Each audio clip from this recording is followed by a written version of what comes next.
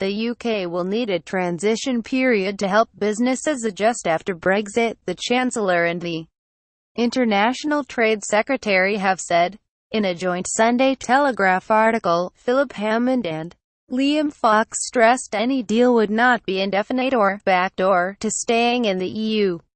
Their comments are being seen as an attempt to show unity between rival sides and Theresa May's cabinet. It comes as ministers start to set out their detailed aims for Brexit. A series of papers are being published, including one this week covering what will happen to the border between Northern Ireland and the Republic after the UK has left the EU. Writing in the Sunday Telegraph, Mr Hammond and Mr Fox said the UK definitely will leave both the customs union and the single market when it exits the EU in March 2019. They said, time-limited transition period would further our national interest and give business greater certainty, but warned it would not stop Brexit.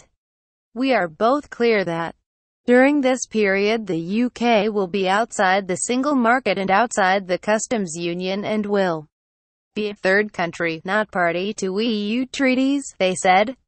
They said the UK's borders must continue to operate smoothly, that goods bought on the internet must still cross borders, and businesses must still be able to supply their customers across the EU in the weeks and months after Brexit.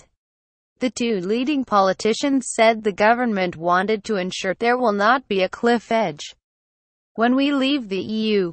BBC political correspondent Ben Wright said Mr Hammond, who is seen to favour a softer approach to Brexit, and Mr Fox, one of the most prominent pro-Brexit ministers, had previously appeared at loggerheads over the government's strategy on leaving the EU.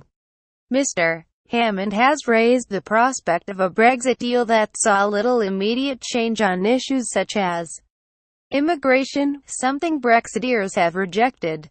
But our correspondent said their article was an attempt to prove cabinet unity on Brexit. Meanwhile, former Labour Foreign Secretary David Miliband has called for politicians on all sides to unite to fight back against the worst consequences of Brexit. He described the outcome of last year's referendum as an unparalleled act of economic self-harm.